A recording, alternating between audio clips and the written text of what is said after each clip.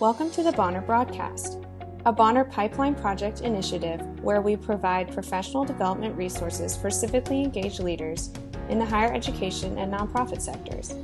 In this series, we will be focusing on postgraduate pathways, with episodes covering graduate school, career changes, and networking. So you want to go to graduate school? This episode will focus on graduate school, featuring advice from admissions counselors and former students, as they candidly share their own grad school journeys and give insight into the application process.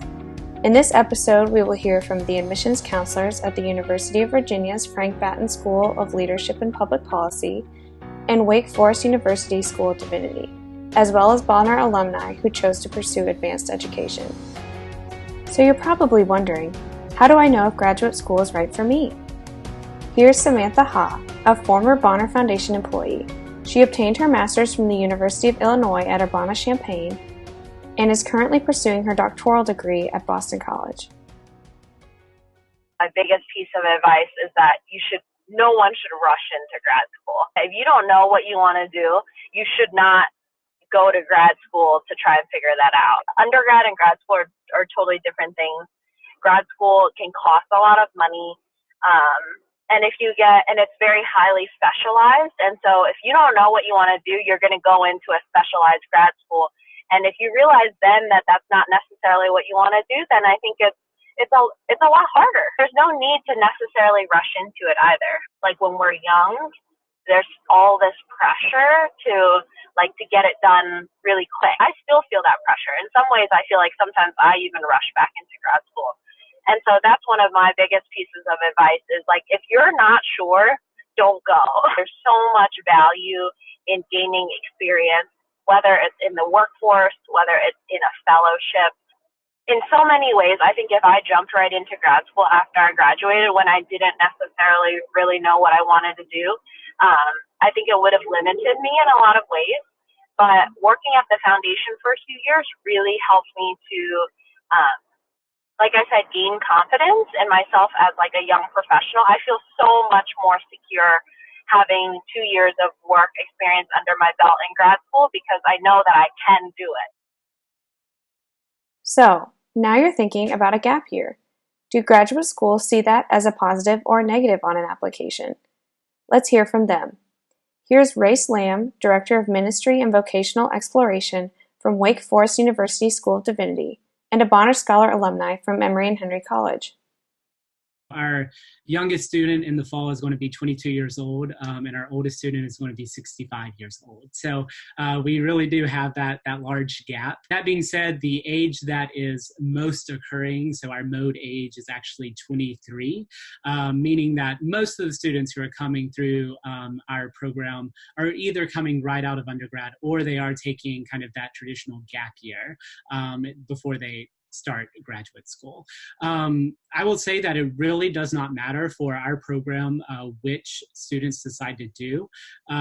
There are pros and cons, I think, to all of them. So the students who are coming right out of undergrad, they seem to transition easier into the graduate level academic work because they never really took a break, right? So it's just continuing the status quo from writing those essays and doing all that reading in undergrad to doing it in grad school and kind of just going forward. We've also noticed that some of the students who take a year or two, especially to work, kind of come in on a more stable financial grounding. The key, however, is if you do take a gap year or two to make sure that you are doing something.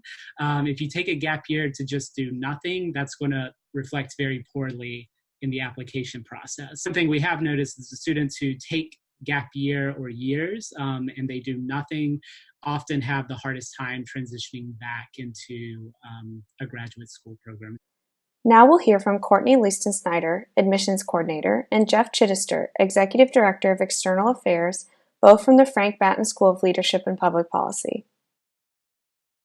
The Bonner experience with the number of service hours that the Bonner leaders and scholars put forth during their undergraduate career. It's not like they have 0 years of work experience, and I think that's how we're looking at those resumes for incoming students. Is there are areas of potential and leadership that we're seeing already. But there are things that we look for, whether it's passion, motivation, resilience, team orientation, integrity, self-awareness, Things that, we believe, do you have a high emotional IQ? Do you, do you really have, some experience that you gained in your undergraduate years that is really valuable? There's a lot of things that we can see as indicators of someone that we really believe will be great in our community that don't require them to be in the workforce for a certain number of years.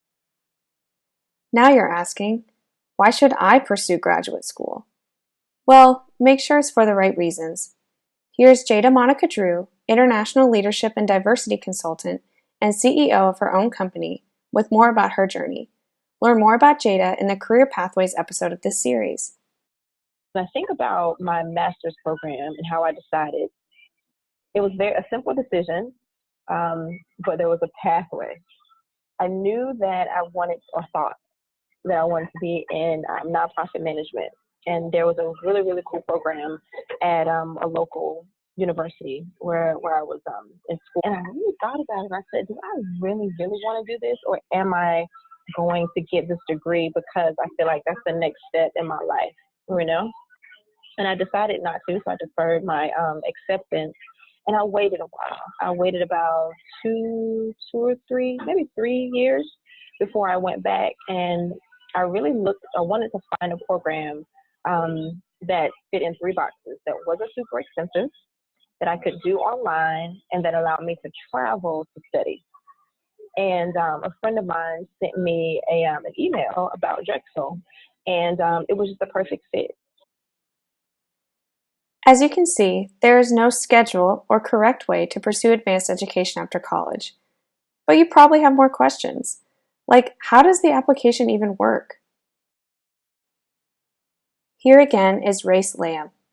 Applications to graduate school can vary quite vastly. The foundational question students have to ask is, are they applying to a graduate academic program? So, for example, a master's in psychology or master's in sociology, physics, chemistry, something like that.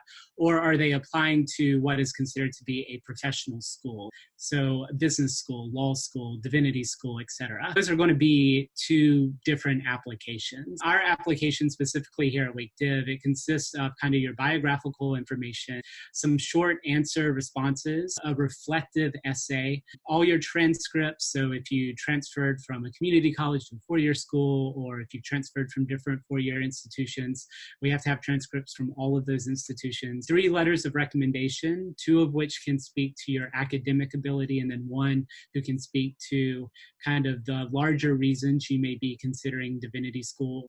And then your resume or CV. The Divinity School really loves when Bonners are able to talk about all their service over the last 4 years and put that on a resume. Really, the part that seems to surprise our students the most is the reflective aspect of it. A lot of the students are thinking they're applying to graduate school, and therefore it's going to be a very academic application process. But for us, it's actually a very holistic application process. We'll see your academic ability via your transcript and via your letters of recommendation. The essay is really us seeing your ability to write an essay, but also write a reflective essay. Up next, we will hear once more from Courtney Leiston-Snyder.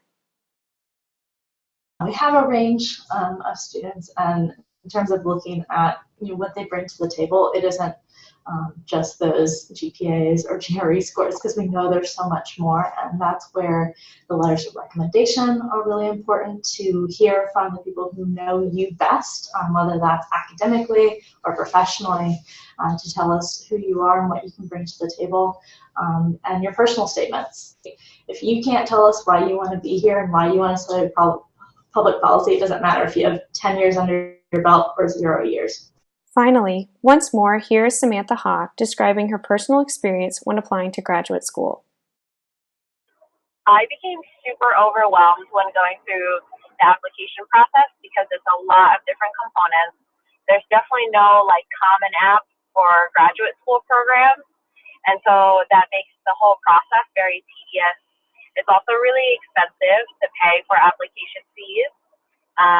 Not to mention GREs or whatever standardized tests you have to take, whether it's LSATs or whatever it is. The GRE is obviously more generalized, but it does cost a lot. And so I think it's important also, if you're thinking about grad school, that to save up for that type of stuff, things that you don't really think about, and also to really build a support system around you, because you'll need letters of recommendation, but you're also going to write personal statements or statements of purpose. And all of those things take a lot of time and energy because they're high stakes documents, like summarize who you are and why you deserve to be in this program in 500 words. It seems nearly impossible. And so getting a support system around you, people who will be willing to read through and review and peer review and continually edit your documents for you, give you true feedback.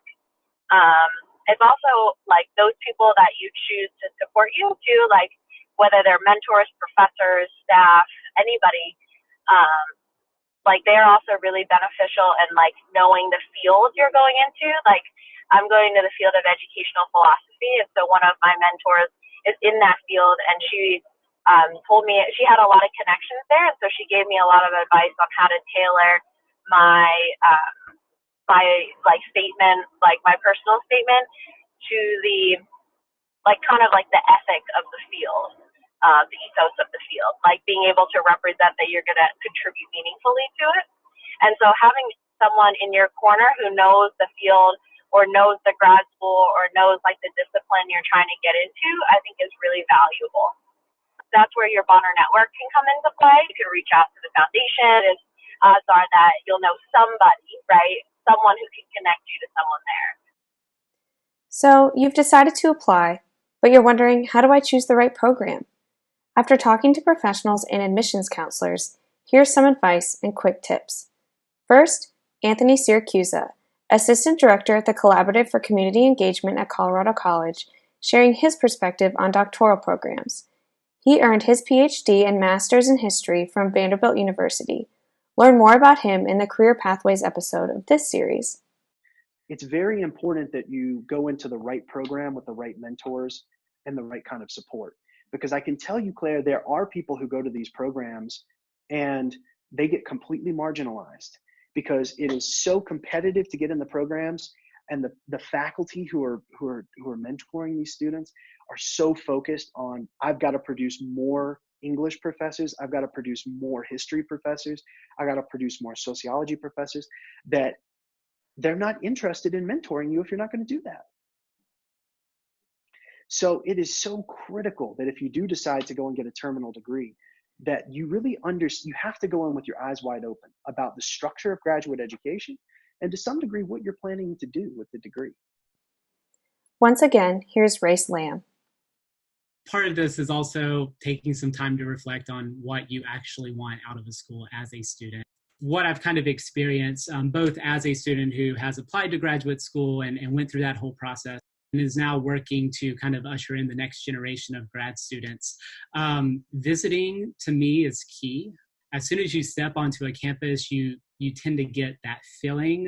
But there are also a lot of other things to consider, right? So ask questions like, what type of class sizes do you want? Do you want classes that are averaging 15 to 20 students per class? Or are you wanting kind of the larger lecture style seminars as well? One thing that was also a big thing for me was cost of attendance and cost of living. I knew that I was not coming from a background where I had large amounts of money to spend on grad school. So starting to look at financial aid offerings from different institutions also started to help me kind of narrow down some choices. One of the bigger transitions is often graduate schools do not provide housing and meal plans and things like that a lot of our undergraduate Bonners are accustomed to. Taking that into account in the area that the school is situated in can also start to just help narrow down the choices. Next, here's Jeffrey Chittister discussing the importance of asking questions. This is a two-way street. We're going to be hard on every application. Students should be hard on every program. And so they need to ask questions as they do, like, what are my elective options? Where do people go for their summer internship? How many people get jobs immediately after graduation? What kind of jobs are they? In what sectors? How much can you offer me in funding to attend the program? You can't think about graduate school without also asking, how do I finance it? Here again is Samantha Ha with advice on financing and making graduate school a feasible option. I think funding is really important to think about because grad school is extremely expensive, especially for the master's degree, especially when we think about going into careers in nonprofit and higher education, which doesn't have the highest margin of like salary in the first place. However, I do think that there are definitely ways to be able to financially maneuver grad school. So when I applied to grad school, I applied to a lot of classically like prestigious schools. Like I applied to Columbia University, to University of Pennsylvania, Notre Dame, to Georgetown, and I also applied to University of Illinois. And I realized that all of those schools, if you go for like a prestigious school, it's going to cost you more. Especially, I didn't have a master's at the time, and so a lot of PhD programs require you to have a master's first, or you go into the PhD and you get a master's en route into the PhD. If you're going into a PhD program, I would honestly say that you should never pay for your PhD. A lot of programs I was accepted into the master's program with very little funding, if any. And the one where I had the most funding is at the University of Illinois because it's a public research institution. And so thinking about the type of institution really matters when it comes to funding because public universities have more opportunities for funding through graduate assistantship, through tuition waivers. And so that you're like working for the university while going to school. And that's a way where you don't have to take on any more student loans. So actually going to the University of Illinois, I didn't take any loans and I got a stipend and work experience out of it. And so I'm like really thankful that I went there. And going to Boston College, my PhD program is funded with a stipend and health insurance. So I do think it's really important to think about funding and to think about the type of school. Be patient, like if you don't get it the first time, then maybe rather than going into grad school and taking on $100,000 worth of debt, it's worth it to work another year and apply again, And so I would say that funding is a really important thing to think about because I feel so much better and more secure knowing that I'm going to come out of my education not incurring more debt than I have already from my undergrad loans. In conclusion, here are Courtney and Jeff from the Batten School discussing why their institution chose to partner with Bonner and the impact Bonner students have had within their program. Bonner has been on my radar since I was actually first applying to colleges. I went to Christopher Newport University where there was a Bonner chapter, or however you want to describe the Bonner program on CNU's campus. And so when I got into this position, Bonner was actually one of the organizations I really wanted to push because I knew that the Bonner program really created some of the most inspirational students that I came across at CNU, as well as the ones who were most prepared and most aware of what challenges and issues they saw in local communities that they wanted to go out and change. We don't consider ourselves a place that teaches, for a 2-year degree and then lets you go out into the world and, do what you're going to do. We think of this as a lifelong relationship. We're trying to build a network that is really going to make meaningful change in the policy world. And so for that, while we do get a lot of applications in, we need to be proactive and we need to be thinking about where do those people exist that we think are really positioned and have the motivation and the skill set to go on and do great things, to do important things, to do impactful things. And so what Courtney and I do, and this is one of the really fun parts about this job, is we go out and we try and figure out where are those places that are really cultivating the next generation of leaders. And so we look at fellowship programs, we look at colleges and universities, we look at think tanks, at NGOs, at military branches, at a whole variety of things. But what we're looking for that is sort of the common thread across them all is, are they doing something that prepares them to thrive in a program like ours and then beyond? And so we were both familiar through different ways with, Bonner scholars, Bonner leaders, and it was a pretty obvious fit for us. And so we reached out, and fortunately, Bonner was interested in working with us to try and open some doors to some of their best and brightest.